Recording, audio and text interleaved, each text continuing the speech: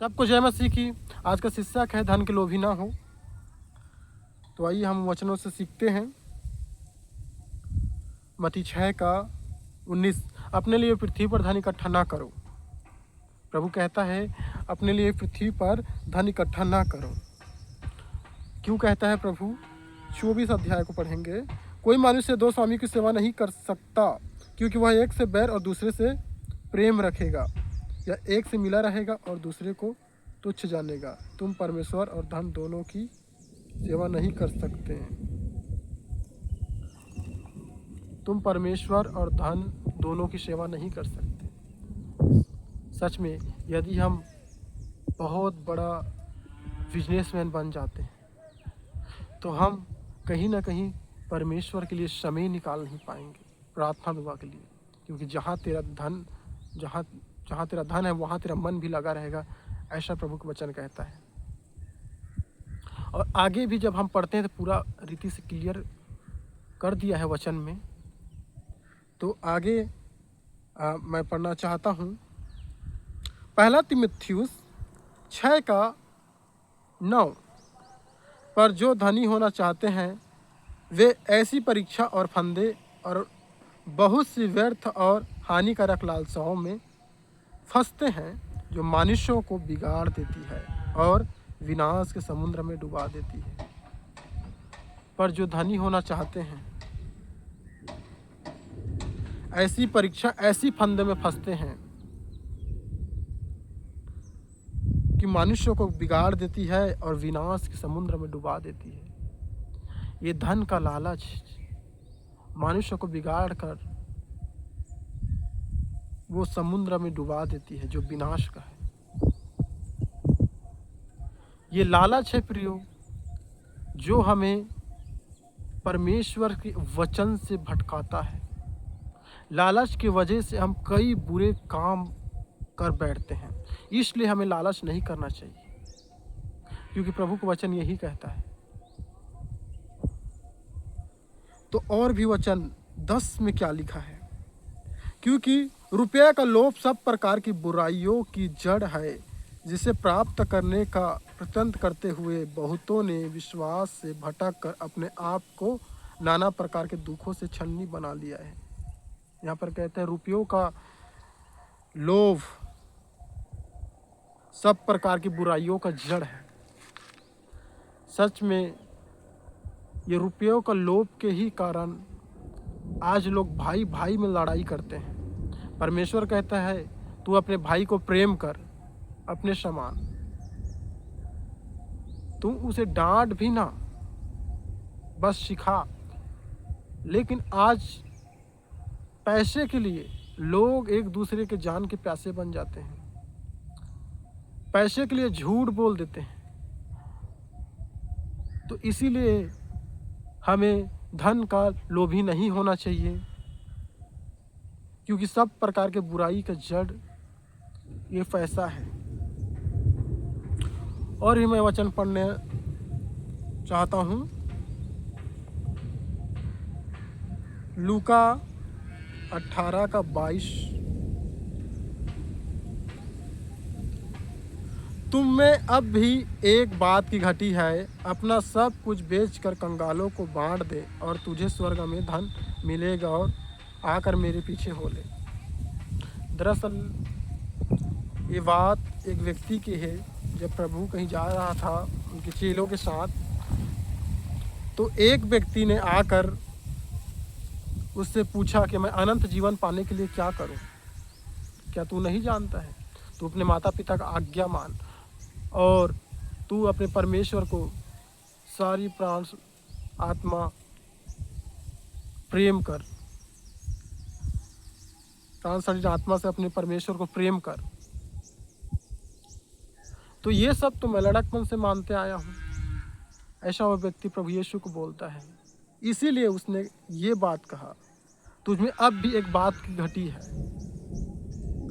अपना सब कुछ बेचकर कंगालों को बांट दे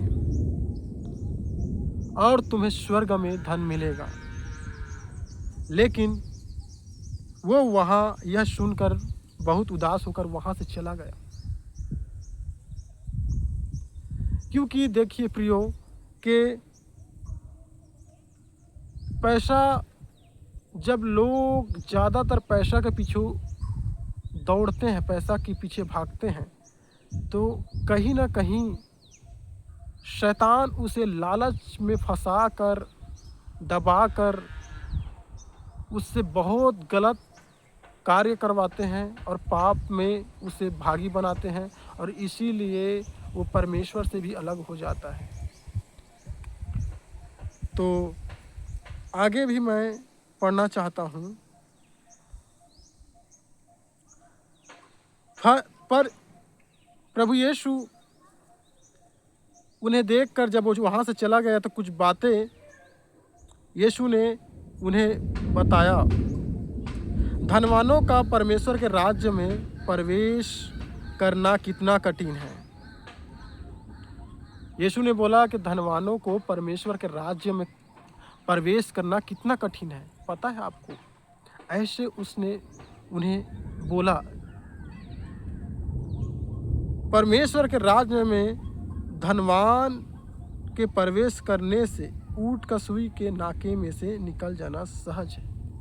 प्रभु ये कह रहे हैं कि परमेश्वर के राज्य में प्रवेश करने से, धनवानों का प्रवेश करने से इतना कठिन है कि सुई के नाके से वो बड़ा ऊँट उसमें से निकल सकता है, लेकिन परमेश्वर के राज्य में धनवान लोग प्रवेश नहीं कर सकते, इतना कठिन है।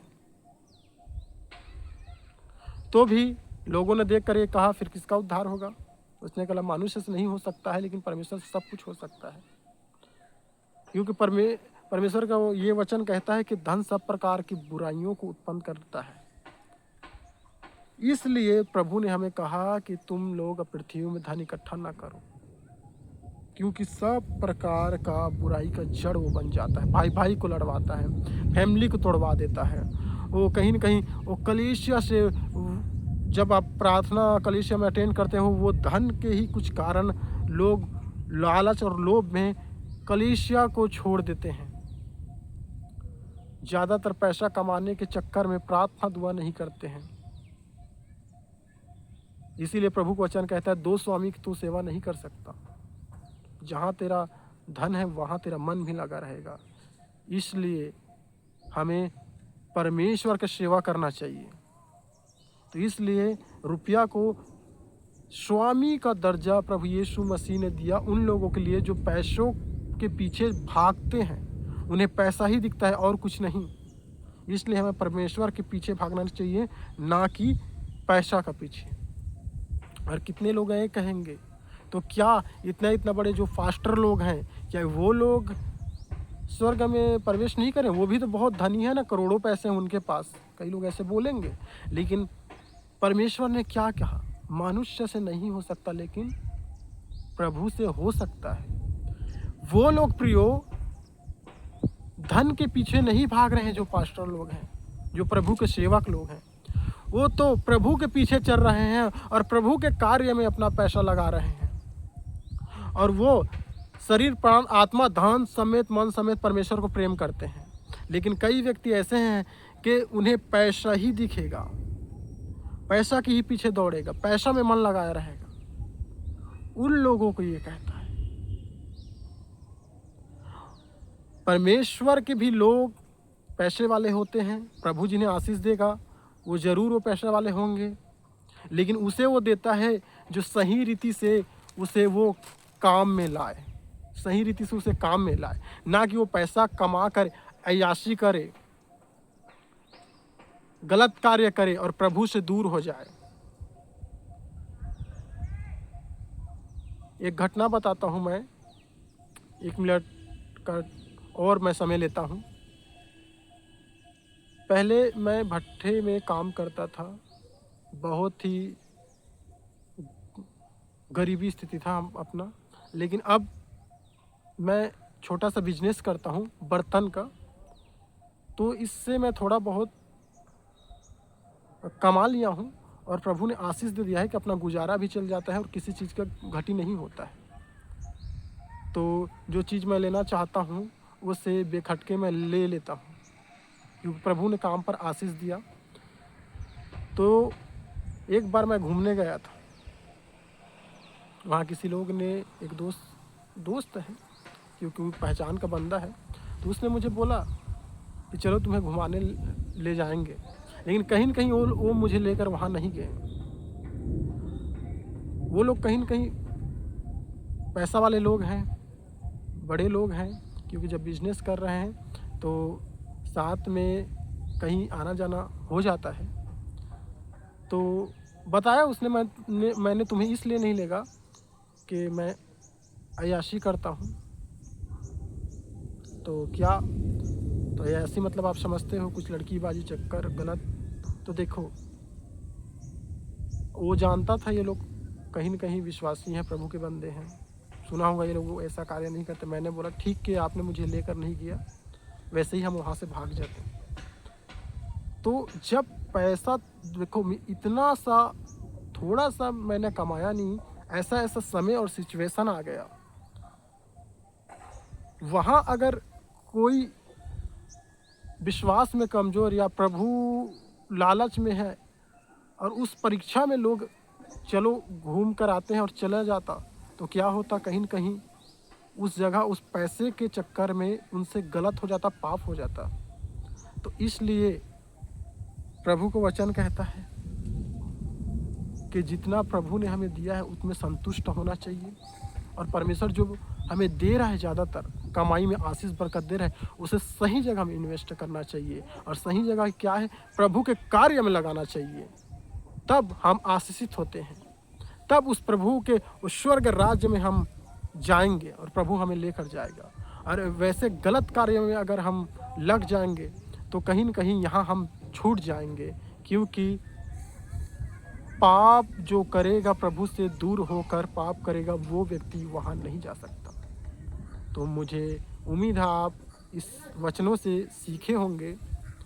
तो सबको जय मसीह, गॉड ब्लेस यू।